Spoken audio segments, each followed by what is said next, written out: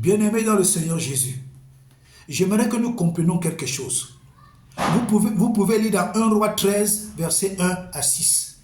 Vous pouvez lire cette histoire dans 1 Roi 13, verset 1 à 6. Voilà un serviteur de Dieu qui est envoyé en mission par Dieu. Il arrive là où il devait accomplir sa mission, dans le temple. Et dans le temple, le roi était en train de faire certains rituels. Il est venu et il a proclamé la déclaration que Dieu lui avait donnée. Maintenant, le roi étant mécontent, le roi veut lever sa main pour taper sur le prophète. La parole de Dieu nous dit que la main du roi a séché. Il dit que sa main a séché. Elle est restée debout comme ça, séchée. Et c'est le roi qui a commencé à supplier le prophète que, pardon, prie pour moi. Est-ce que vous pouvez voir à quel niveau, à quelle dimension l'Église est puissante? Oui, l'Église est très puissante.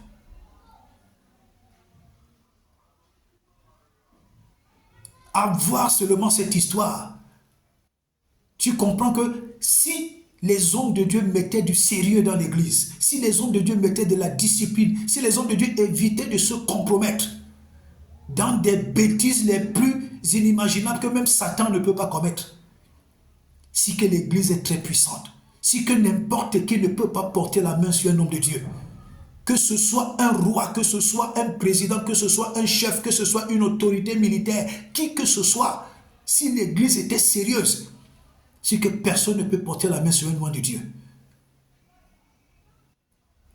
Mais si aujourd'hui ça arrive, c'est qu'il y a des hommes de Dieu qui sont complices.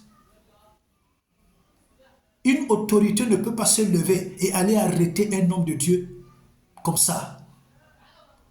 Soit les hommes de Dieu sont complices. Ah oui.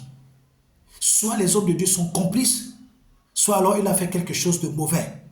Peut-être la drogue, peut-être tuer quelqu'un, oui. Mais te lever, aller arrêter un homme de Dieu comme ça qui est vrai. Non, Dieu va te foudroyer, qui que tu sois. Voilà ce qui arrive à ce roi. Quiconque s'attaque aux intérêts de Dieu, Dieu va le ridiculiser. Quiconque s'attaque aux intérêts de Dieu, Dieu va lui rendre la vie difficile. Il va finir dans la honte, dans une honte chronique, une honte très humiliante. Bien-aimé. Regardons aussi l'histoire de Élie. Élie a fermé le ciel pendant 3 ans et 6 mois. Quand nous lisons 1 Roi 17, verset 1 et Jacques 5, verset 17, Élie a fermé le ciel pendant 3 ans et 6 mois. Voilà ce que l'Église est capable de faire. Mais aujourd'hui, ce sont des faux pasteurs, les faux prophètes, les faux hommes de Dieu qui combattent les vrais. Qui font des magouilles, qui font des coups bas pour que les vrais serviteurs de Dieu, pour que les vrais prophètes de Dieu soient arrêtés et jetés en prison.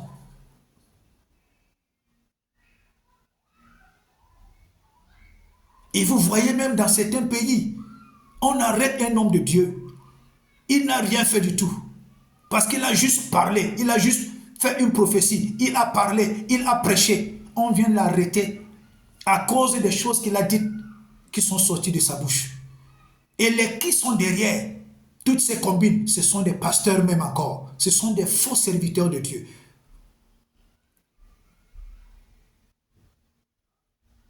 Ah oui. Ce sont des faux serviteurs de Dieu qui sont encore complices de ce genre de choses.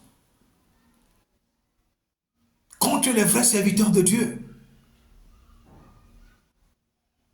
Mais j'aimerais seulement dire à quelqu'un qui m'écoute, si un jour, qui que tu sois, serviteur de Dieu, homme d'église, une autorité quelconque, tu as contribué à arrêter un vrai serviteur de Dieu, tu as contribué à mettre un vrai serviteur de Dieu en prison, tu as contribué à faire du mal à un vrai serviteur de Dieu, laisse-moi te dire que tu as maudit ta propre vie, tu as maudit tes enfants, tu as maudit ta maison, tu as maudit tout ce que tes mains touchent, Tu as maudit même l'église dont tu as la responsabilité.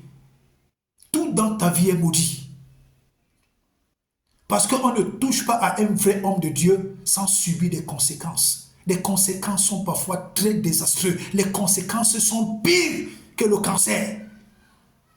Je vous dis la vérité. Mettre la main sur un vrai serviteur de Dieu. Maltraiter un vrai serviteur de Dieu. Jeter en prison un vrai serviteur de Dieu alors qu'il n'a rien fait. Parfois même d'autres vont jusqu'à peut-être même tuer un vrai serviteur de Dieu. Laisse-moi te dire, quand tu te retrouves dans ce genre de combine, qui que tu sois, tu as fait alliance avec la mort la plus honteuse de ta vie. Tu vas mal finir. Tu vas finir, c'est-à-dire tu vas pourrir vivant. Ta fin ne sera pas bien. Je te dis ça sincèrement.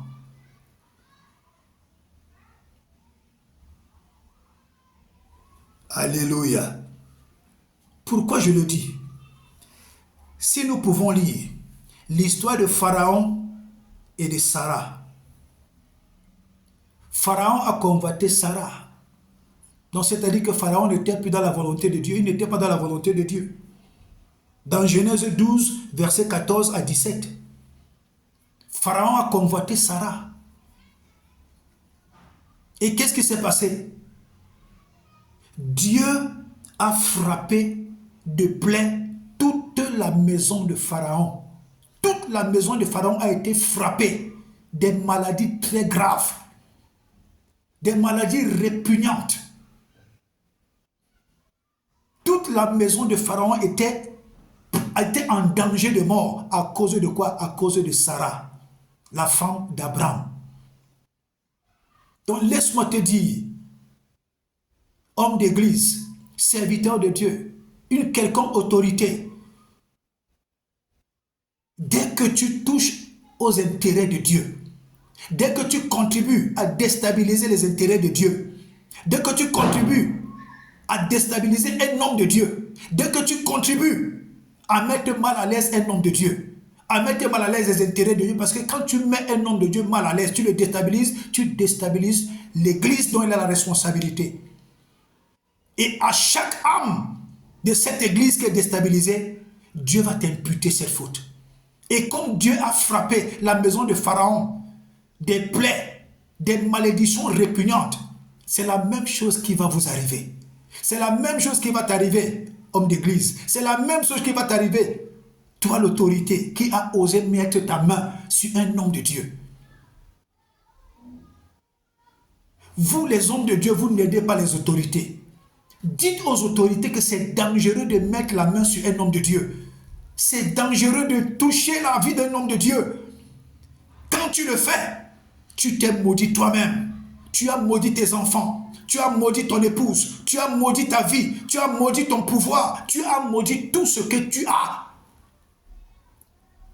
Et tu vas mal finir. Tu vas mal finir. Parce que Dieu est sans pitié en ce qui concerne ses intérêts. Dieu est sans pitié en ce qui concerne son œuvre. Dieu ne respecte personne.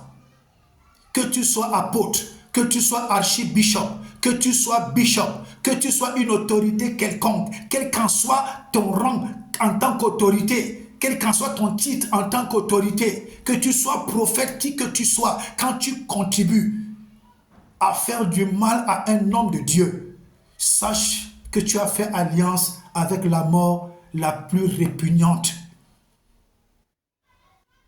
Tu vas mal finir. J'ai dit, tu vas très mal finir.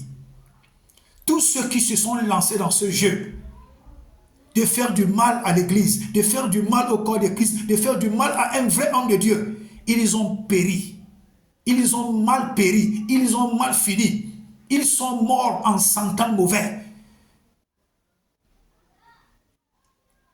C'est pourquoi je dis encore, Dieu a donné l'autorité à l'église, mais ce sont les pasteurs même, les serviteurs de Dieu même, les épouses des pasteurs, certains anciens, certains enfants de Dieu, qui ont détruit, qui ont empêché et qui continuent d'empêcher à l'église d'avoir cette puissance. Alléluia. La deuxième histoire, ça concerne Abimelech. Dans Genèse 20, versets 1 à 7. Abimelech prend la femme de Abraham. Dès qu'il prend Sarah, la femme de Abraham, Dieu lui apparaît dans la nuit et Dieu lui dit, remets la femme de cet homme, sinon tu vas mourir. Non seulement toi, mais tout ce que tu possèdes va mourir. Donc c'est-à-dire que toi-même, ta femme, tes enfants, tes entreprises, ton titre, ton pouvoir, tout ce que tu possèdes va mourir. Remets la femme de cet homme. Il est un prophète. Il va prier pour toi et tu vas vivre. Quand tu es un vrai homme de Dieu, quand tu es un vrai serviteur de Dieu, quand tu es un vrai prophète de Dieu, tous ceux qui s'attaquent à ta vie ont fait alliance avec la mort. Tous ceux qui s'attaquent à ta vie ont fait alliance avec la mort. Parce que Dieu ne tergiverse pas. Dieu ne plaisante pas. J'ai fait une vidéo où j'ai dit, le jugement de Dieu sera effroyable. Dieu ne plaisante pas. Aucun homme de Dieu n'est au-dessus de Dieu. Donc les pasteurs, qui que vous êtes, vous ne pouvez pas faire le chantage à Dieu. Vous partez tromper les autorités, vous les conduisez dans les erreurs. Vous encouragez les autorités à arrêter les hommes de Dieu. Vous encouragez les autorités à mettre la main sur les hommes de Dieu. Pourtant, vous les pasteurs, vous savez que lorsque tu mets la main sur un homme de Dieu qui est vrai, tu es maudit. Cette autorité entre directement dans la malédiction. Sa vie est maudite.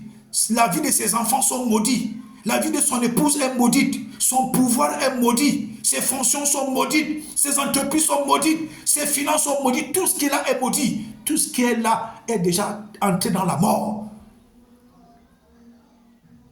Oui. Tous ces hommes de Dieu véreux là, ces serviteurs du diable infiltrés dans l'église, au lieu de donner des bons conseils aux autorités, ils induisent les autorités en erreur. Il faut arrêter ça. Ces faux serviteurs de Dieu là, ils disent qu'ils sont serviteurs de Dieu le jour, mais la nuit, ils mangent avec le diable. Le jour, ils disent qu'ils sont serviteurs de Dieu, mais la nuit, ils mangent avec le diable, ils dînent avec le diable, ils soupent avec le diable, ils dorment avec le diable, ils commettent les plus atrocités. En journée, on les respecte. Dieu va vous frapper d'une manière redoutable.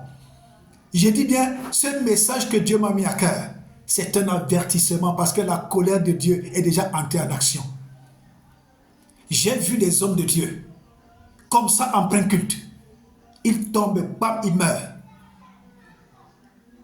On dit non, c'est Dieu qui a pris. Non, vraiment, mais après enquête, on se rend compte que c'était quelqu'un qui commettait l'adultère. Il était méchant, il était mauvais, il faisait tellement de mauvaises choses.